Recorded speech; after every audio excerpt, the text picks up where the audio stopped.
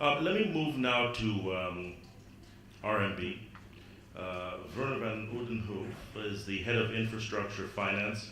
And from a project finance standpoint, Werner, what does RMB look at? I know you're very aggressive in looking around the region and out of South Africa. But share some examples for us of what you're looking at. Thanks, Thomas. So it's interesting, in project finance, these deals always take years and there's piles of documentation at the end and there's hours and hours spent. But I think you can probably distill it down to a couple of key ingredients that lenders look for.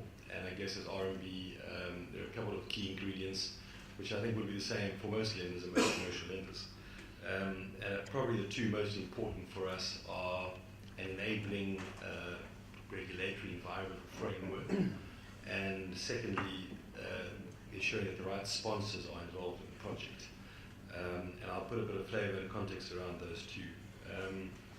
It's important to recognise that these projects are key strategic assets of the government. For example, so if things go wrong, it's not like the shells or lenders can take the road back or the rail back. It really is a government asset. So it's very important in our view that government is very clear and very firm in terms of the service obligations and the levels of service and the risks that it wants to transfer to the private sector. And I think if it wants to do that effectively, it does need the right regulatory and institutional framework to support that sort of process.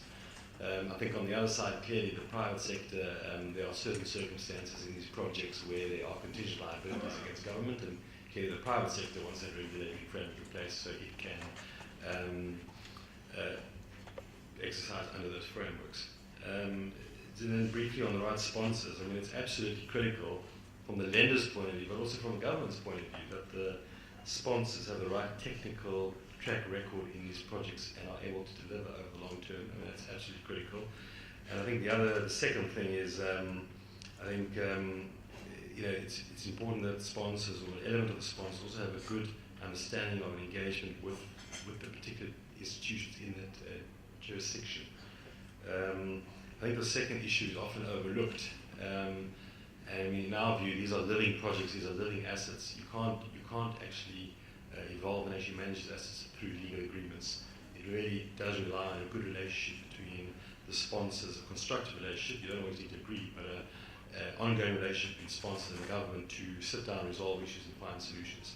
And in our experience, those projects that have got that right actually tend to be most successful. So those are the sort of the key elements that the lenders would look for in deals of this nature. Thank you very much, Werner. I think maybe to come at it from a non-commercial but still a powerful force in infrastructure investment. Doing business in Africa, you can't afford to be without Africa Investor.